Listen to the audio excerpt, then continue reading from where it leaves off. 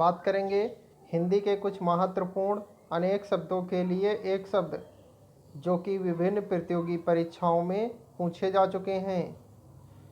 संध्या के बाद व रात्रि होने के पूर्व का समय कहलाता है प्रदोष या पूर्व रात्र। ज्ञान नेत्र से देखने वाला अंधा व्यक्ति कहलाता है प्रज्ञा चक्षु।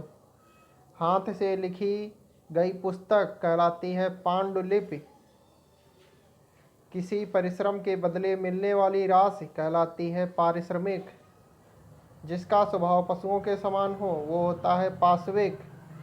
मार्ग में खाने के लिए भोजन कहलाता है पाथेय। जिसका संबंध पृथ्वी से हो वो होता है पार्थिव। ज्ञात इतिहास के पूर्व समय को कहते हैं प्रागैतिहासिक। स्थल का वह भाग जिसके तीन ओर पानी हो कहलाता है प्रायद्वीप। जिसको देखकर अच्छा लगे वह होता है प्रियदर्शी। बार बार कही गई बात कहलाती है पुनरुक्ति। पहले किया गया कथन कहलाता है पूर्वोक्त। दोपहर के पहले का समय कहलाता है पूर्वाह्न। जीवन का प्रथम आश्रम होता है ब्रह्मचार्य आश्रम। बहुत विषयों का जानकार कहलाता है बहुज्ञ। जिसने सुनकर अनेक विषयों का ज्ञान प्राप्त किया हो वो होता है बहुश्रुत। समुद्र में लगने वाली आग कहलाती है बड़वानल। जो अनेक रूप धारण करता हो वो होता है बहरूपिया। बहुत से देवताओं के अस्तित्व में विश्वास करने वाला कहलाता है बहुदेववाद।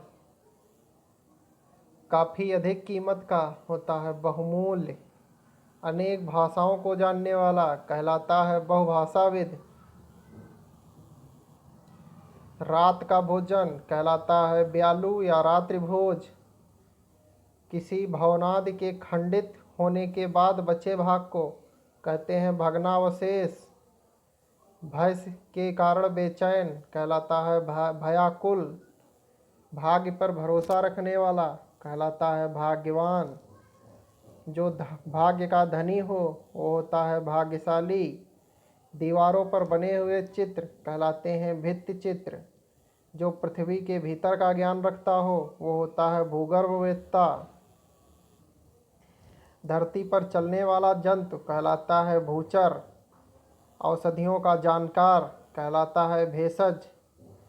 प्रातःकाल गाया जाने वाला राग कहलाता है भैरवी। भूगोल से संबंधित कहलाता है भौगोलिक। फलों का रस कहलाता है मकरंद। दोपहर का समय होता है मध्याह्न। सर्दी में होने वाली वर्षा कहलाती है महावट या मावट। हाथी को हाँकने वाला कहलाता है महावत।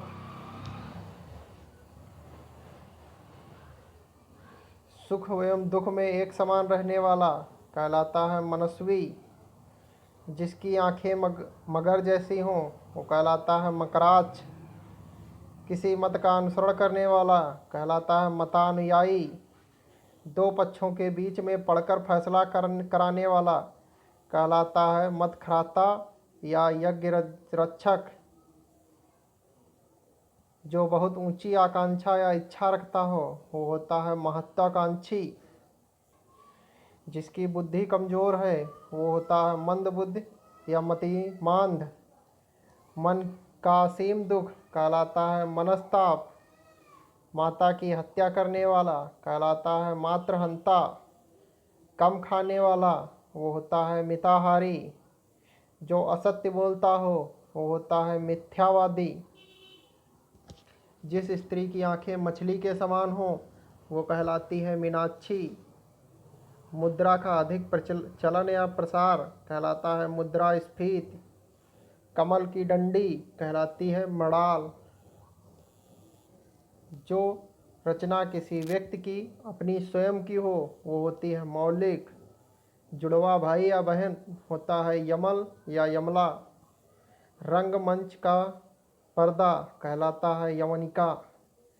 जब तक जीवन रहे उसे कहते हैं यावत जीवन या जीवन पर्यंत।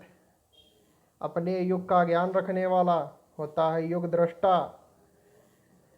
यज्ञ स्थान पर स्थापित किया जाने वाला खंभा कहलाता है यूप। किसानों से भूमि कर लेने वाला सरकारी विभाग कहलाता है राजस्व विभाग। राज्य द्वारा आधिकारिक रूप से प्रकाशित होने वाला पत्र कहलाता है राजपत्र या गजट। जिसके नीचे रेखाएं लगाई गई हों वो होती है रेखांकित। लोभी स्वभाव वाला कहलाता है लुब्ध या लोभी। जिसे देखकर रोंगटे खड़े हो जाएं वो होता है लोमहर्षक। वंश परंपरा के अनुसार वो होता है वंशानुगत। जिसके हाथ में वज्र हो वो कहलाता है वज्रपाणि। बहुत ही कठोर और बड़ा आघात कहलाता है वज्राघात। बचपन और यौवन के मध्य की उम्र कहलाती है वयसंधि। जिसका वर्णन ना किया जा सके वो होता है वर्णनातीत। भाषण देने में चतुर वो होता है वाग्मी। जिसका वाणी पर पूर्ण अधिकार हो वो होता है वाचस्पति। सामाजिक मान मर्यादा के विपरीत कार्य करने वाला वो होता है वामाचारी। गृह निर्माण संबंधी विज्ञान कहलाती है वास्तु विज्ञान। बाहर के तापमान का असर रोकने हेतु की जाने वाली व्यवस्था कहलाती है वातानुकूलन। वह कन्या जिसके विवाह करने का वचन दे दिया गया हो वो होती है वाग्दत्ता। किसी विषय में निश्चित मत ना हो तो वो होता है विवादास्पद। जो दूसरी जाति का हो वो होता है विजातीय। जिस पर अभी विचार चल रहा हो वो होता है विचाराधीन।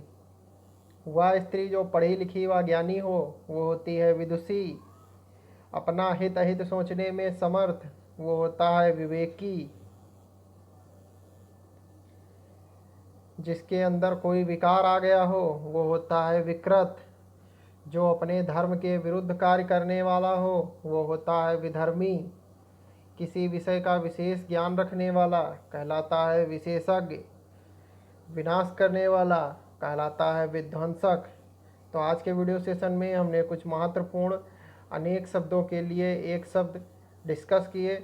बचे हुए अनेक शब्दों के एक शब्दों के लिए आपको हिंदी नामक प्लेलिस्ट में जाकर आप वहां से उन्हें देख सकते हैं। अगर वीडियो अच्छी लगी हो वीडियो को लाइक करें, शेयर करें, चैनल को सब्सक्राइब करें और अगर वीडियो अच्छी लगी हो तो कमेंट सेक्शन में वंदे मातरम ज़रूर लिखें। वंदे मातरम कमेंट ज़रूर करें।